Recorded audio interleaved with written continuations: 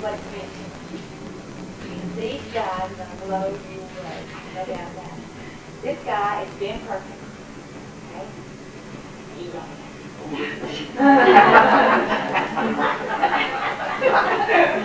This guy is Ben Barton. Okay. He is a renowned primitive artist. Renowned, you hear that? Renowned, worldwide. I got it now. He is in Appalachia. He's in the World Book of Folk Art. And he is from Fayette. We are so blessed to have him. Ben Barton. This is Jimmy Lee Sudduth. We all have Jimmy Lee. We don't, we should. That's right. He has somebody new at his house every day. Every day.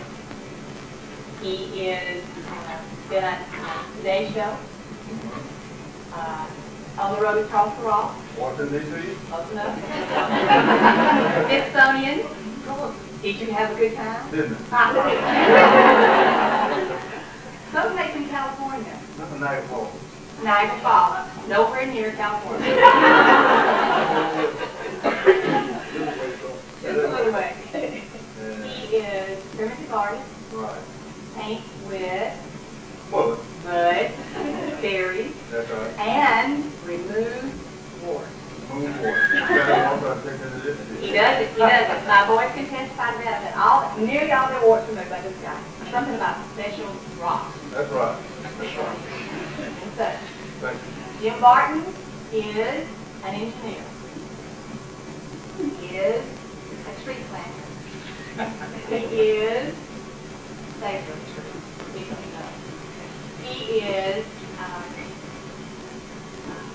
my son spent a lot of time with him learning about the Depression. He's doing a little work today, and I think over to him. And I do a lot of that. He has a great story to tell. He's a wonderful friend. Carl Killingsworth is a retired merchant. Remembers when his whole paycheck was $2.87 for the whole day. For the whole week. For the whole week.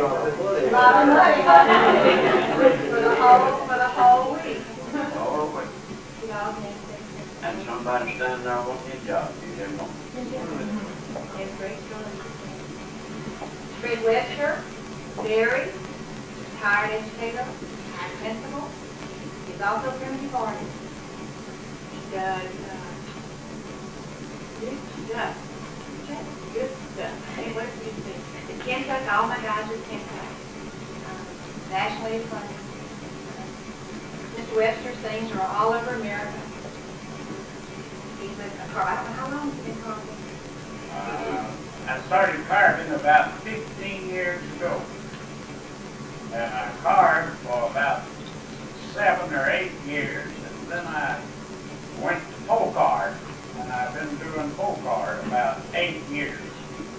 So there's a little difference in it. And I kept this up until now. And I'm happy that I'm able to do that. We are too. We are too. So we get Willie B. Bobo. I'm kidding. I won't tell him. He's the youngest one that's here today.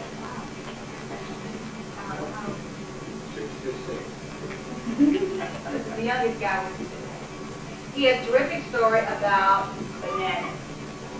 You're telling me that? You tell that story. You can cut a banana in half and that's what he is. You won't hold it in, especially in a hand and that's what he is. This is our panel today. The reason we wanted you to have this opportunity is true, memorable occasion. Because these gentlemen and gentlemen like him live in your community. Now there's a 101-year-old lady that I did not bring here today because you guys have been put to shame. Here she is.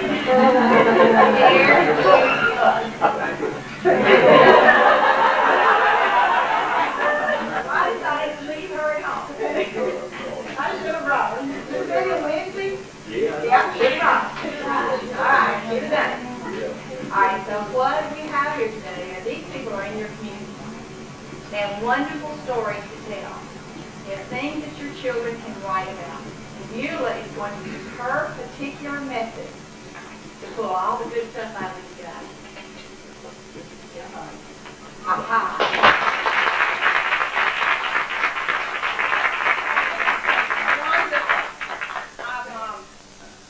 Friends of being Oprah Winfrey.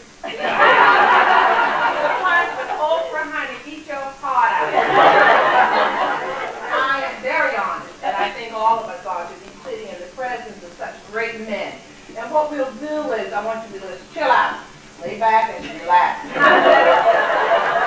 We're giving a wonderful break here, commercial, 3 times to one of our favorite companies. You won't say who the company that is, but we all have cups that will refresh us as we go along. I'd like to begin by asking, and we'll start on my far right, and talk to Mr. Bobo about stories. Were you ever told any stories when you were growing up? Oh, yeah. Can you think of one? Well, I can think of one that I was living at the time. Mr. Tom knew. He had a water mill over here on the Sudduth River. And you had to, have big beams, go out in the river for the wheel. But anyway, he run this grist mill. And one day it caught on fire. And instead of him trying to get it out, he just got in a chair and sat out there beside it and watched a big raft and go to the end of these little beams and jump off into the water. And he'd sit there and laugh at it. They Know how to burn it down. That's like you were offended, huh? You want to bring people in. Mr. Webster, I understand that you were a principal Yes, at ma'am. one point before you changed careers. How would you compare what's happening today in the field of education with what was happening at your school? What are some differences? Well, I've not observed other schools too much in recent years. I've been out of the school for 17 years now. I was principal for 17 years of a high school, and it seems to me that there's a difference, but I couldn't tell you. And I live within rock throwing distance, so to speak, of the school. I don't go to that school once a month because somebody might say he's trying to run it. I got out at the right time, I think. Why do you think you got out at the right time? Well, when I was going to school myself, it was a lot different when I was principal of Berry High School. We had to walk the chalk line, so to speak, when I was going to school, and stay on that chalk line too. We couldn't vary from it. We had rules and regulations we had to follow. But now, and I think it all sums back to the parents of the children. That's where it all starts. Now, you go out and tell if I said this, you won't do. I think that's where it all is. When my father and mother came along, they would point their fingers at us and say, if you get a paddling at school, you'll get one when you get home. And it will amount to something. And we were very careful. I had 3 brothers and 1 sister. And we all toed the line. It was different from what it is today. Of course, the schools teach a lot of stuff today, and some of it might not be so good to some of it. But I'm happy that I had the privilege to teach in schools and principal of different schools for 39 years during my life. You look so young. Oh, thank you. Tell us about your adventure with the CBA and finding people who were living in barns and Oh. When my wife and I were first married, and when we quit working at the company, let me tell something else. What Go ahead. After our first season, the beginning season here, I got a job down at the cotton mill. And I was making 8 cents an hour, working 10 hours a day. Mr. Seaman, after about 6 months come by, he is our foreman, said, Collins, they're going to cut our wages again. And I said, well, Seaman, we're not making any wages. I don't see how they do it. But anyway, they cut them to 6 cents an hour. What year was that? That was 30. 1930. All right, that way it could come. And I was working for 6 cents an hour. About 6 months later, just over into 31. Come back and said they're going to cut our wages again. And they cut it to 5 cents an hour. I was working 55 hours a day. I mean, a week. I was working 55 hours a week, and I'd go up to my window every Saturday at dinner time and draw $2.87 for my week's work. That's almost unbelievable, but so help me it's so. It's so. Whenever the next wage cut comes to 4.5 cents, I told Mr. Seaver they're not going to cut our wages. They might cut yours, but they're not going to cut our wages anymore. And I said, if it comes, it's right my time. And he did that. Wrote my time out and I quit. With all due respect to the cotton mill, and to the people that worked there, some of my best friends worked there then, and they do today. That was the best day's work I ever done when I quit.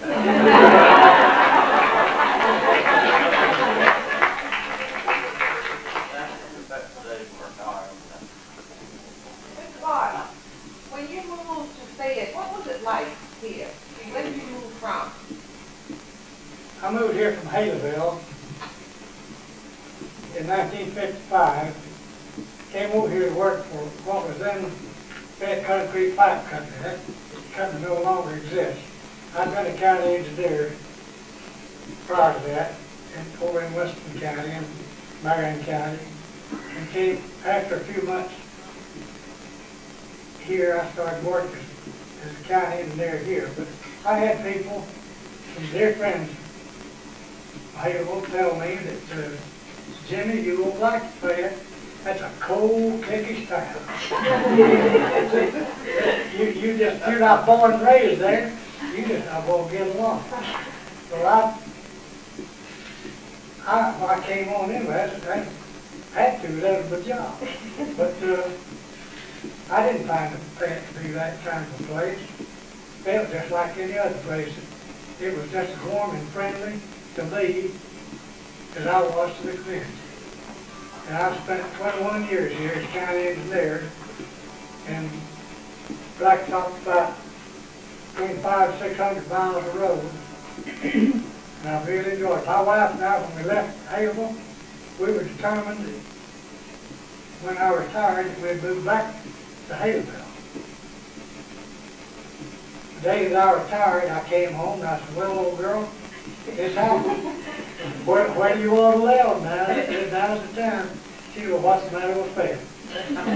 We had raised two of our two youngest children. They were born in Haleyville, but this is the only home they'd ever known. We love Fayette. I still do, and I wouldn't want to live anywhere else. It's the garden spot of the world. All right, Fayette. Mr. Jimmy Lee. Now.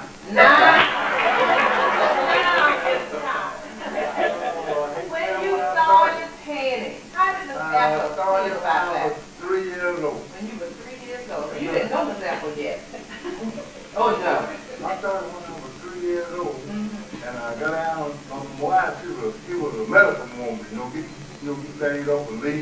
things, make medicine for a cold, you know. And now I look around, so I shoot down and put it on the tree, rub it on the tree like this, you know. I said, I went back, look at it next morning, it was on. I didn't know what to do. So we moved out there, moved up there to Mr. Dave Musgrove. I got a little bigger then, you know. And he just hung around, give me syrup, you know, and throw some syrup on the ground. I got hold of that syrup. Got on my hand, I couldn't get it off. And I went and got me a board and painted on that, and I get with painting for, 25, 30 years. I didn't start studying painting until I got to about 25 years ago. Why did you start selling instead of giving away? What made the difference? Why did you start selling your work? I want to make myself some money. Easy money. And it's not that I don't that long yet. Well, so you sell that thing, you know, get it long time, I can't get $1 for it. What year was that? I sold that long candy, and I got $20 for it. That was something. And Were you surprised? now it's on up. It's on up down there. I can't say it, but it's up there. Yeah. And I had to go to Washington. I went to Washington, showed them up there, gave me dirty fare, flew my dirty fare. They bought the dirty.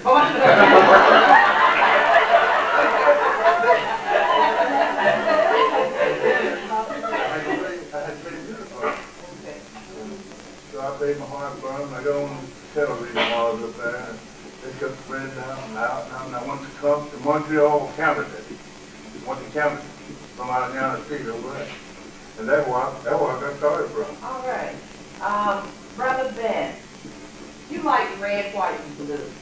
You bet I do. Because I'm all American. You're all I'm American? all American. From here, yes. When we were talking a few minutes ago, you said you had a story that would beat the transition from 8 cents to 6 cents, and you said, I got you beat, and you said 4 cents. Would you like to share one of those stories?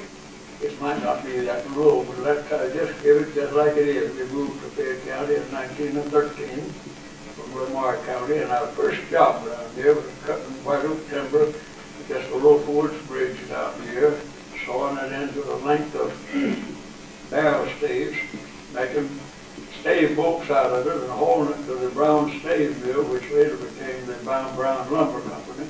We worked from could see to couldn't see for 75 cents a day.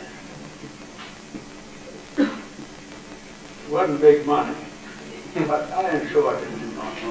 What I didn't like about it was all the other children was going to school, and I would have to be a dropout in order to help my father buy groceries for 13 children. And he only made $1 a day, so I was pretty close up behind him. We hauled stays from the bottoms down there, and we got a little lower. We come across Stamps Bridge now, which at that time was Newton's Mill Bridge. It was a covered bridge, and around right here and down to the Brown State Mill. Later, I worked at the Brown Lumber Company. That was over in 1916, I guess it was. And I lived 7 miles out on the other side, and I walked 7 miles every day and worked 10 hours for $1.25. We spent 14 miles a day to walk with a cab no lunch, but I wouldn't been able to buy. You got the money then. Oh, I got the money. Let's talk a little bit about your artwork.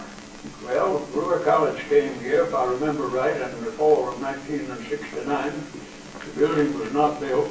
They had the churches downtown, and I enlisted for the first year there, and I went for the full course, not knowing what I wanted to do, but I knew I was coming to an retirement age when I'd either have to go to a nursing home or go to my people and do something else.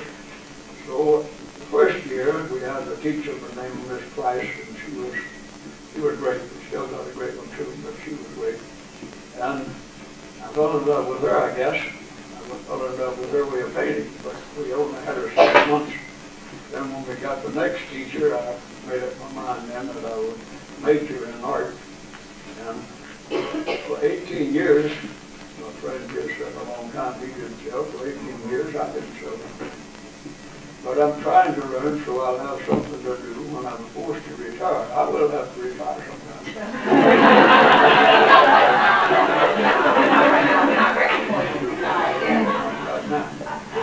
But I kept a painting, and every time everybody would brag on it, I'd give it to them. They didn't paint it over much I thought so. After 18 years, on July the 10th, 1987, I got a write-up in the Birmingham News, and the country section, 4 pages. That's really advertising.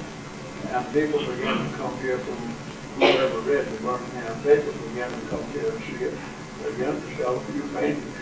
Then 2 years ago, this October, the whole Appalachia book came out, and they was good to me. They gave me 12 pages in there. Then they began to come from all over the United States. And then came out just about 4 or 5 months ago, they tried a video of American folk artists and artists. And I was in that. People got my name and address out of that, and they come to that, and they still come. Today, I don't know what I would have to do, or how high I would have to go to do what people want. Yeah, that's that much work that they would want to create. Created that much work. And to tell you the latest thing that I'm trying for now, I specialize in painting gourds. First when I sold $2, I paid $1 for it. Finally got $10 for a gourd. Then I began to get 15 and 20 and 25. Finally got 35 for one. That's doing pretty good, so I'm trying to do about it. And I was running short of gourds too, and finally got $75 a piece for 2. Then I got $100 a piece for 2. Now I'm shooting for $125. That's just how much the market can bear. There's huge men we have. Mr. Bobo, you have a story about a Persian cat, I'm told. Oh, yeah. I had been two of my cousins, you know, like the fall, you would get together and cotton and stuff like that. By the way, they're talking about, you know, they make big money. I used to mow 2 yards. Dr. Kim Brandon and Mr. Adams next to me. So I'd take a half a day and they let me use their mower and push that. Didn't have a mower now, just push that reel down. One of them paid me 15 cents and the other paid me $1. That's 6 hours for a quarter. I wasn't getting filthy rich. But I loved it. I could push the show right out. It's hard to get to the show. Well, I get in one for a dime, but you don't do it down long.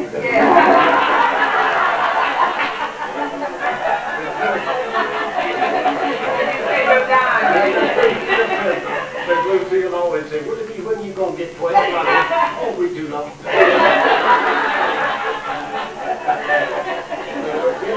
You want to talk about the Persian cat. Anyway, me and my 2 cousins, Herman W. and Ronald McDonald, we got to go to town, you know, on Saturday to see the movie. And we went by dinner. Mr. Powers, there's 2 Powers stores, Carter's and one of that. There's 2 brothers and they had a sister. That's right there where the annex building is now, behind the courthouse. Well, we go there for lunch. Get crackers, RC, and a big slab of cheese for 15 cents. But the way we do, we go in there and we buy the crackers from the wall. They took them crackers out of the park. That's right. And then we buy the RC from them. One of the men, both of them was almost blind, these 2 men. One of them was blinder than the other. We buy the RC from the man who could see the best. But the man who couldn't see too good, we tell him, say, now go over and cut us some of them little cheese. And he couldn't too good, and he'd give us a big whack. And then, you know, they put the wooden box back on. So we went in there one Saturday, and we've been playing with his Persian cat, that big old Persian cat. We went in there, and that booger was laying up on top of them old cheese with his tail just watch it up. So I looked at my cousin, we just walked on in, and I said, I want an RC. He said, you want some crackers? I said, no, I'm not hungry today.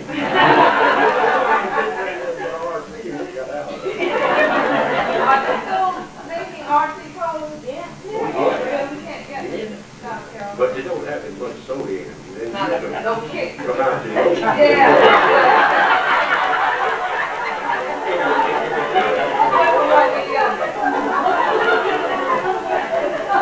Well, you said you started carving first. Did you do that when you were younger? Did this come after you had time, once you retired from the school system? Well, I did different things with my hands when I was growing up. You know, I'd build a wagon that I'd ride down the hill on, truck wagon they call it. Saw wheels off a pine tree and bore holes in it, and get on that and ride down the hill. And I'd do that, and I got kind of attuned, I'd say, to doing things with my hands. After I retired from the, as I said, 17 years ago, well, I took up, I come here, and where is my teacher? She's up there somewhere. These young teachers, she's up there. No. Our teacher, she's there. Well, anyway, she was in here a while ago. And I took art here at Brewer after I retired. And I came back and took ceramics. Maybe ceramics I took with her. No, that's right first. I took art with this lady. And then I took ceramics with a lady that lived in Tuscaloosa County. And, you know, you just take a wad of mud and make it into something, or you buy the thing made and you trim it up and then, yeah, like that, and then grind it off, sandpaper, and paint it, and she would buy it. I hadn't made anything. She made it with a mold, Right. and that didn't satisfy. So I took carving. We had a preacher in our community over there where I attended church. And he told me one day, he said, why don't you go to John C. Campbell Folk School in Brasstown, North Carolina, and take a course in some kind of woodwork. So he gave me the address. He'd been up there. And my wife and I went up there. And sure enough, I went into the woodwork. You know, they have huts around on the hillside. Have any of you been to the John C. Campbell Folk School in Brasstown? Well, one of those huts had woodwork in it. Another one had ceramics. Another one had carving. Another one had blacksmithing. You could do any of them. Stay there in the dormitory. So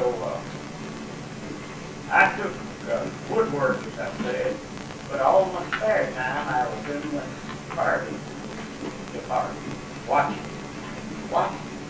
The next summer, we went back again. Took 2 weeks this time, and I went to the carving school. Now, carving and folk art, which I'm following today, is different. Carving, you take a piece of wood and take a knife or a chainsaw and cut out the figure completely from start to finish. The head, the arms, and all. And I have a few pieces at home. Now, horse, unicorn, hens, camel, and certain other things that I kept. My wife kept. Now, she said that this doesn't go. And so she kept it. And a professor at the University of Alabama, Robert Cargo, some of you might have heard of him. He taught a foreign language, French, until he retired about a year ago. And he said, why don't you take up folk art? Well, I've heard of that name, but I didn't know what it was. Like to explain to me what folk art is. He said, well, do what you've done here, but do the body of the individual, the arms separate, the feet separate and pin them to it. You know, bore holes in the chair for the arms to go in there, and sometimes you put the head on. And I started that. I started that about 8 years ago. And as Brother Billy Perkins said, I have customers in California, New York, Connecticut, Wisconsin, Washington, D.C., and I don't know how many over Georgia. From Somerville to Doraville, Atlanta, and a few in Alabama. I hate to say that, but a few in Alabama. But I have more than I can take care of. You would not believe what I'm saying, but I don't care where you do it now.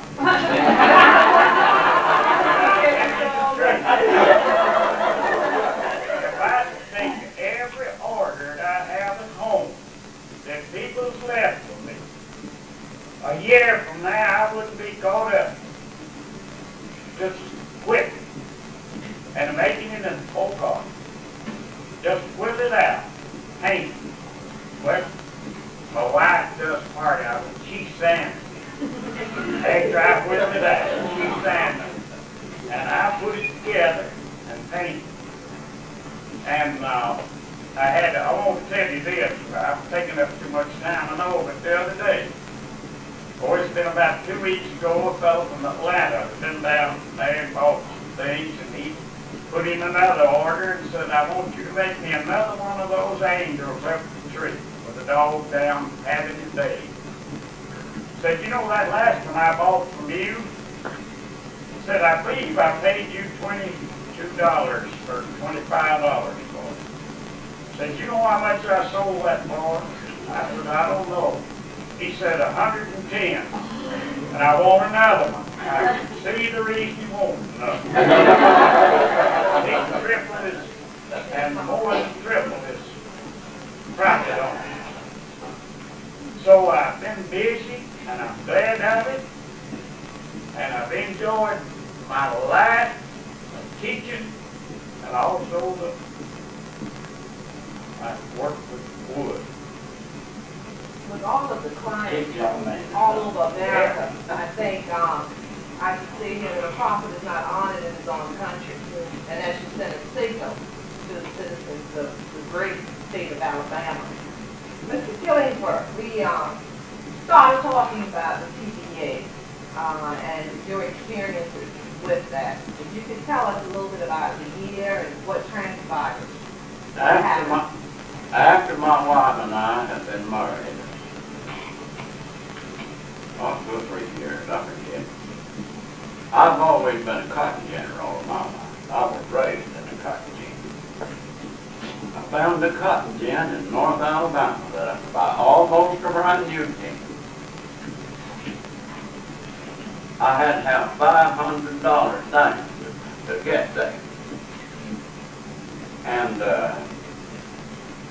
believe you me, $500 in 1931, 2 or 3 was a lot of money. I went down to Mr. Grimley down here. I began to tell him my story, but didn't tell him how much I needed. But I began to tell him my story.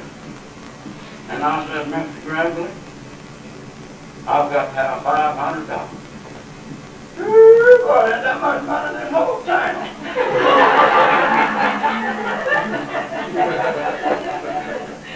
That's what I told him. But after I kept talking with him a little while, he told Mr. Jim Smith, said, Smith, I guess you better fix this old boy up. I went up there and I paid my payment down on the gym. I got the gym. Then my wife and I got ready to move. I'd go up there. At that time, they were building the Wheeler Dam. TVA. And I want you to know there wasn't a place, there wasn't a place. People were living in anything, you know, to start on. They might know every one of them. There wasn't any place to stay.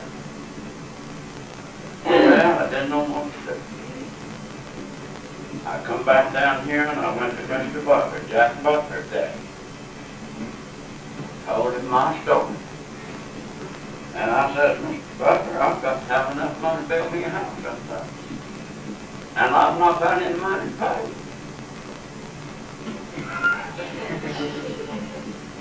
He said, well, son, we've got to have a place to stay, huh? He was that good to me. But mind you, lumber wasn't but $8 a thousand, and for $250 you could buy a lot of lumber for that. I went and got that lumber, we put it on our truck and hauled it up there.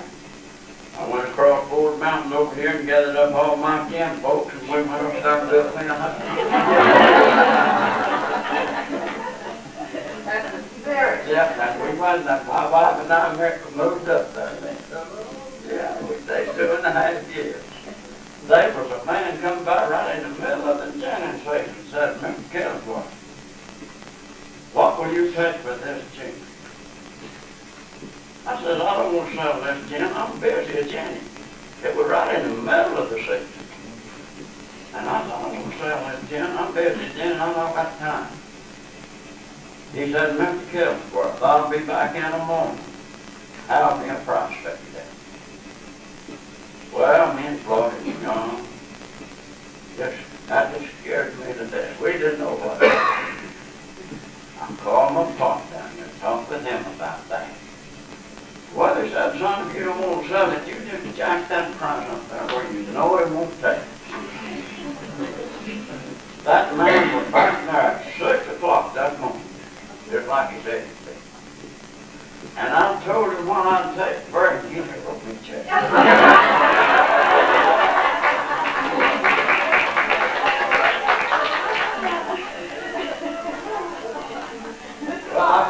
I wait just a minute. All right. We moved back to faith. But I want to tell you just a little story that sort of made when we first moved.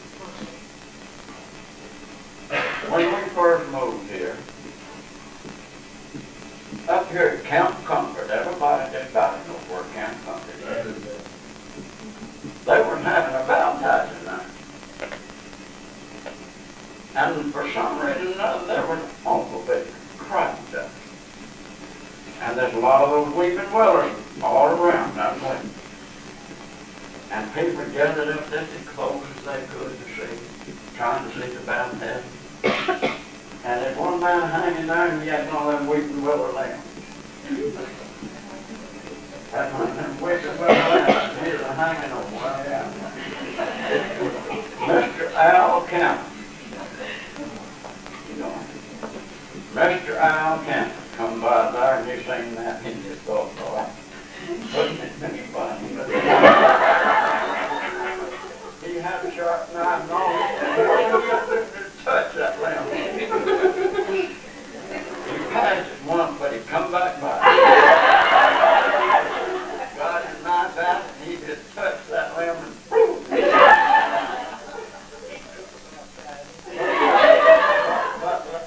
He got in trouble by it. They fined him for disturbing the public worship.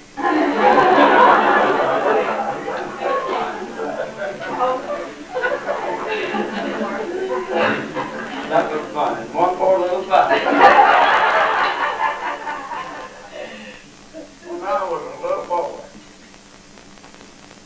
When I was a little boy, 12 years old. Believe you me, that's been a long time. I had a paper route. Birmingham Post. They says now, they sent me a letter and said, if you'll get us 10 new subscribers, we'll send you a little hat. Well, I got up and got those subscribers. That's been 70 years. There's that little hat.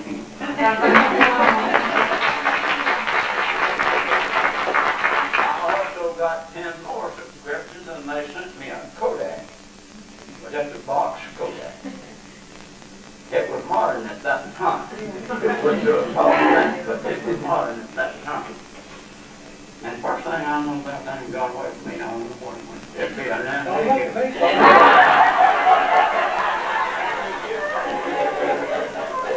Would you share some of your experiences from the war you were in? Well,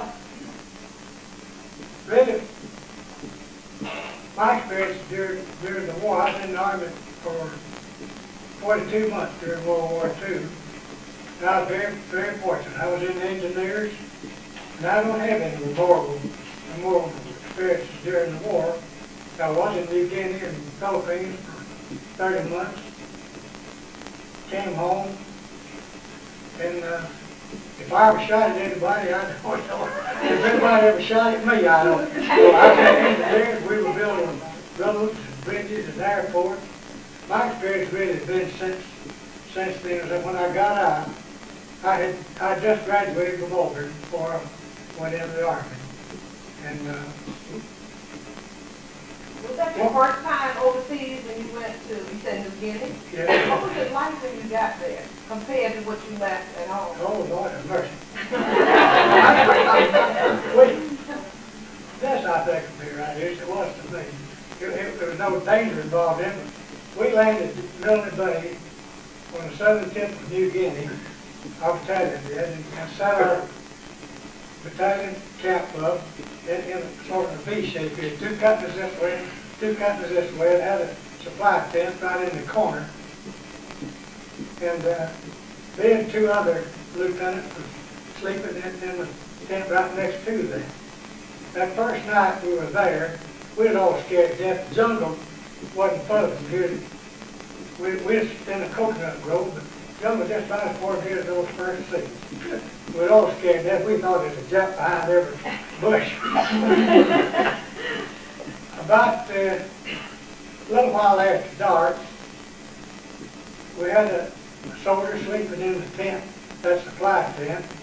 We'd all just bunked down, get ready to go to sleep. He came screaming out of his tent, just raising Cain. Said, there's somebody in this tent, but he knew there was a Japanese soldier in there with him. Well, we hadn't issued any of our men ammunition at that time, but they all had their guns and they had their bayonets. Man, you'd hear those bayonets clicking, clicking on those guns. No wonder we had the butchers going down those. You couldn't see the hand in front of it. And we finally got them quieted down. Everybody went back to crawl in there. We were sleeping on little cots. Mud about that deep in the tent. We'd been about, I don't know whether it's been as much as an hour or not. But there was a big old, long, tall sergeant sleeping in the tent right next to him. He slept through all this thing to begin with. But he came tearing out of his tent and screaming like a banshee. And had everybody aroused again, and the whole thing went all over again. And we finally got everything quieted down, but this soldier in this flight tent just swore that there's a bunch of Japanese soldiers in there trying to get him. The next morning when we got up, his tent, we looked in there, and there's tracks all in the tent, but those tracks were pig tracks.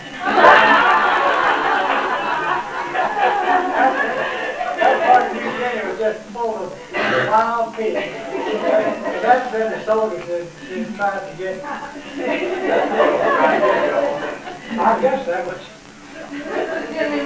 When you paint, how do you decide what you're going to draw? How do you make up your mind what you're going to paint? How do you get your I idea? got thinking in my dream one time. I imagined I could do something that, make people happy. And I thought I could get something in my mind, everything, see, I think it would,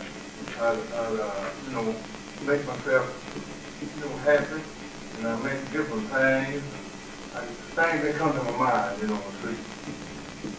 I can do music, things like that, with make up things and make up songs, quartet songs, and make up them and sing them. And when I was baptized first now, I was a Baptist. Now this is true. I was a Methodist, I mean. I was a Baptist.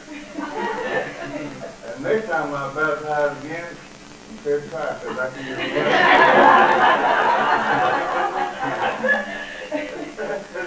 it. The kids up to the house doing the baptizing, you know. So I'm on morning back the whole week, you know. The kids up to the house, and I got on these. You got to get on these and pray. I got out and said, oh Lord, I can't take what to say. That's what I told you, you know. I went out like that. And about that time I left. And now I'm set Christ. Jimmy Lee come to me one time, and he said, Miss Collins, says, I've got to draw you a picture of that old gin. We had changed the gin all up then, you see, made a new building and everything, before we could forget what it looked like. And on one big 3x4 piece of bowl, Jimmy drew a picture of that old gin with the wagon, cotton going down, the slide down into the skin, and brought it to me and give it to me. But and I've got that hanging in my office today. Yeah, Jimmy did that.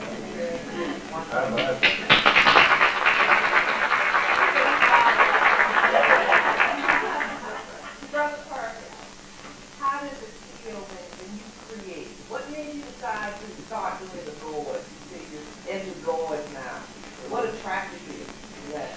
You know, there's over about 4 or 5 year period of time. I was coming back from the church convention in Chattanooga, Tennessee, and coming down Route number 75, you know, that's before the freeway was built. And I saw these gourds over here and stopped and bought 4 of them. And 2 or 3 years later, I began to paint them. And the things that I'm putting on them now, they have kind of get you around to get you to understand that. But the main ones that are selling the best is the Statue of Liberty and what I call the lovebirds, which was nothing more than 2 peacocks. But the way I came by them back the other depression, I was just come out of a revival in Charleston, South Carolina, broke, didn't get any offering at all. Walking up the waterfront the next morning and studying the Bible over many years about Israel and about the Jewish people. I've been afraid that somehow or another I could go to Jerusalem. Well, maybe make $10 a week, maybe not that much. But anyway, I'm walking up the waterfront, no job, no money, 400 or 500 miles from home. And I saw a sign there, able-bodied seaman wanted. I went in and applied for the job and got it. But to get it done, the lady said, well, how soon can you go? I said, I can start yesterday. She said, well, we got a ship of sail in here for 5 o'clock this evening. I said, maybe you can qualify. I did. And that ship was going to the Mediterranean, by the way, Cherbourg, France, and London, England, and on to Haiti and the Holy Land.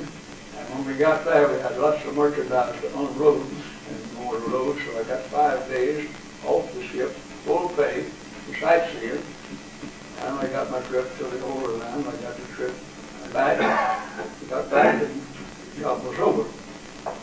But here's where I come by I told you this to tell you how I come by the Statue of Liberty. I've seen it several times in New York, and I've still seen it lots of times since, but never like that. We've been in the Mediterranean for 3 months, homesick. Everybody wanted to get home.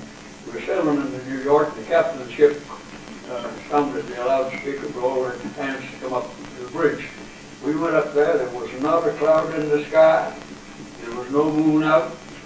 That Statue of Liberty was the most beautiful sight I've seen in my 87 years of 8 months on the earth. Land of freedom, the land of the free. And I didn't grow up, I was not an artist then, but after I began the art, I remember that scene. And that's what I painted from. Now that's usually it's on Evergood that brings much money. You don't get about $35 without that one. Then the 2 peacocks that I come on that, I have a little bit of Indian background. First 2 years old to 5 years old, I was on the Indian reservation in Oklahoma. But anyway, I was up the Indian reservation, Cherokee, North Carolina. It's getting close to sundown.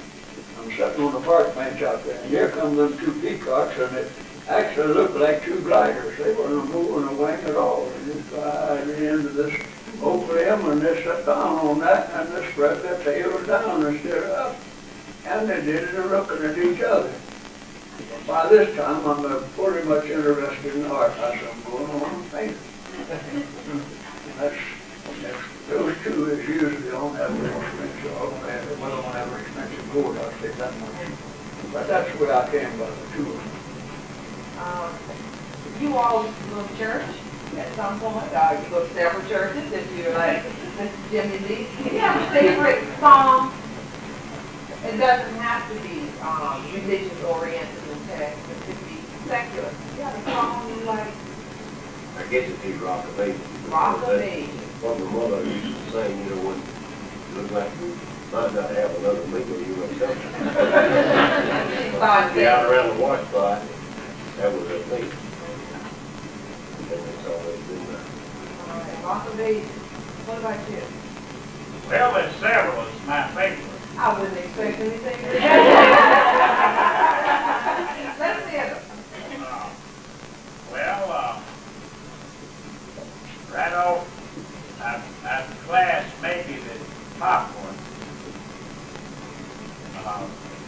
When I was in school, it's Sweet and Low. There was a song that had Sweet and Low in it. I forget now how it was.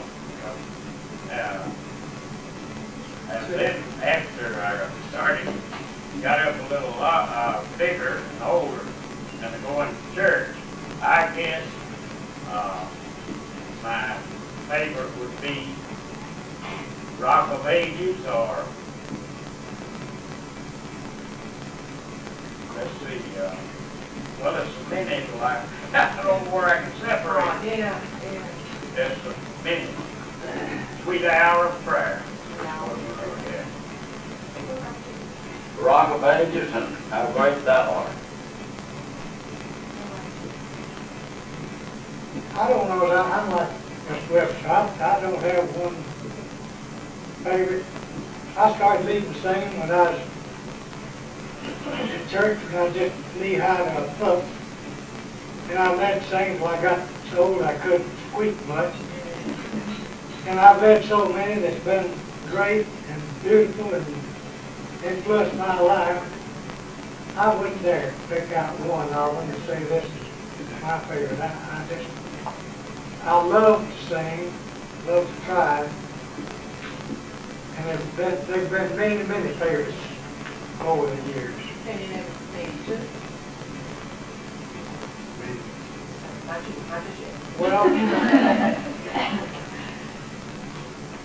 we sing a song here at the Fayette Church of Christ. Nita Gordon's husband is our song leader now. Heaven came down and glory filled my soul. I think that's, I don't know how many of you all are familiar with that song, but it's a beautiful song, and I love it. The glory did over the name of it. Yeah. Keyboard is all that I might live.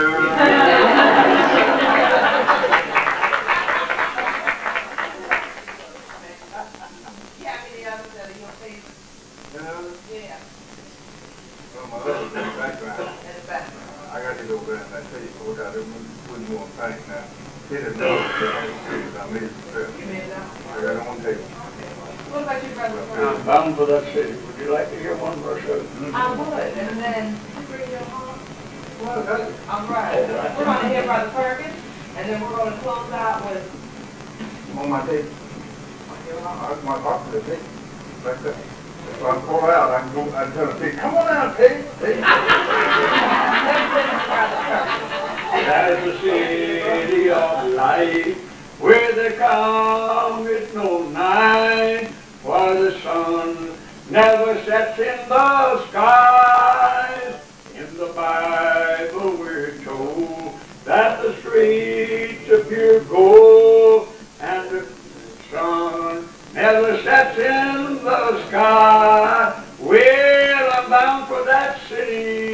God's holy white city. Oh yes I am.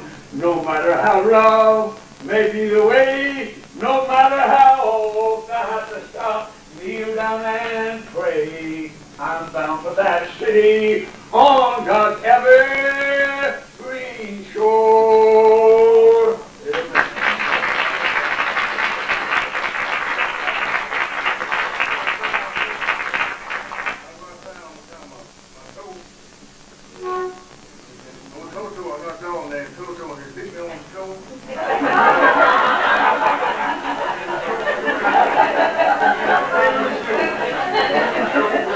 All right. Well, it's a time of law, it's law done. Yeah. Now, rock them up in my heart.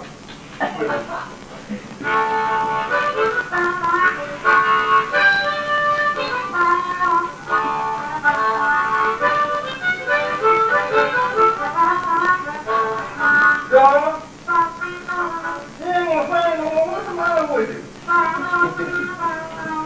What? You home? You back down in the box, back down in the tape order. I think it's back. You hear me? I ain't said nothing about that, you know?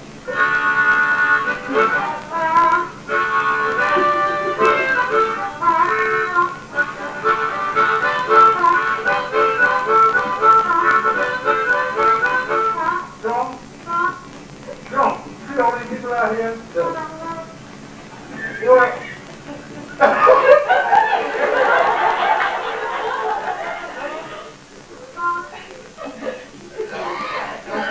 Last night.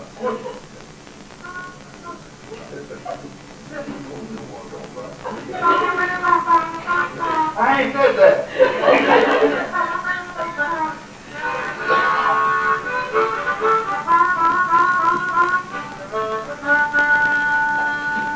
That was Johnny's guy with the hammer in his hand. I didn't have my hammer in my hand.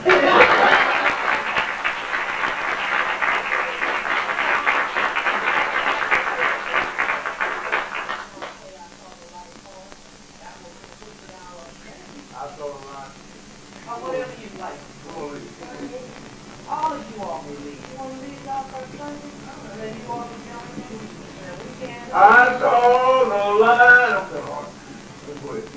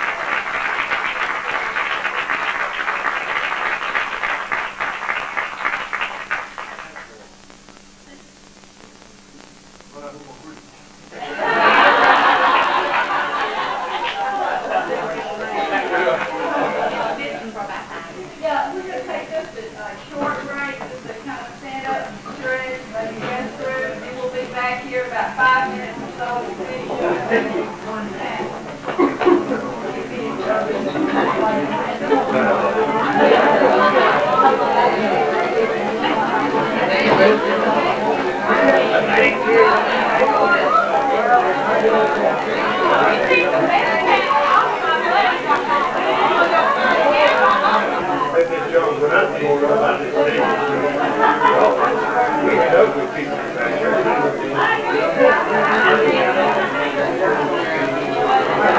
Are you a teacher here or there?